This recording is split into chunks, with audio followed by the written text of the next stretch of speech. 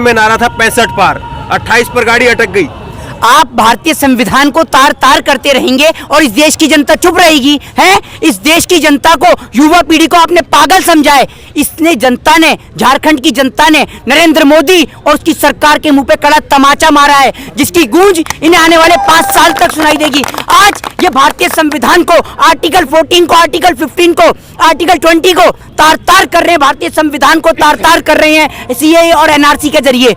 NRC, ऐसी फर्जी NRC लाए जिसमें भारत के चौथे राष्ट्रपति फखरुद्दीन अली अहमद के परिवार का नाम नहीं है। जब राष्ट्रपति के परिवार का नाम नहीं है तो आम जनता का क्या हाल होगा। और मुझे तो आप लोगों के ऊपर भी शर्म आती है जो आज आप भी इस देश की जनता को सच दिखाने का कार्य नहीं कर रहे। भारतीय मीडिया जो पूरी तरह बिक चुकी है, भारतीय मीडिया जो पूरी तरह बिक चुकी है, आज इस देश का बेड़ा गर्क हो चुका है। इस देश के युवाओं को रोजगार नहीं मिल रहा, इस देश की जीडीपी गिरती जा रही है और आप चुप बैठे हैं। आपको सिर्फ नरेंद्र मोदी के गुणगान करने से फुर्सत नहीं है। पाकिस्तान में इमरान खान की कितनी बीवियां हैं, वो क्या बना रही हैं, क्या खा रही हैं, आप ये दिखा रहे हैं। अरे भैया, हम हिंदुस्तान के नागरिक हैं, हम इस हिंदुस्तान की जनता है।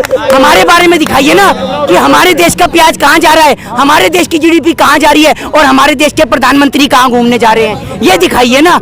आज हमारे देश के संविधान का अपमान हो रहा है। सीए और एनआरसी के जरिए आज नरेंद्र मोदी और उसकी सरकार इस देश के लोगों को हिंदू, मुस्लिम, सिख, ईसाई के नाम पे बांटने का कार्य कर रही है। अरे मैं आपको बताना चाहता हूं नरेंद्र मोदी जी, इस देश के लोगों ने तो अंग्रेजों को खदेड़ दिया इस देश से, और आप जैसों की तो औकात ही क्या है। आपको तो ऐसी जगह फेंका जाएगा कि आप कभी आओगे नहीं। और आप कहते हो कि मैं फकीर हूँ, झोला उठा के चला जाऊंगा, आपके झोले में ही आग लगेगी। सबसे पहले झोला फूकेगी इस देश की जनता। क्या कहेंगे झारखंड में जिस तरह से आज जो है बीजेपी की हार हुई है, क्या कहेंगे?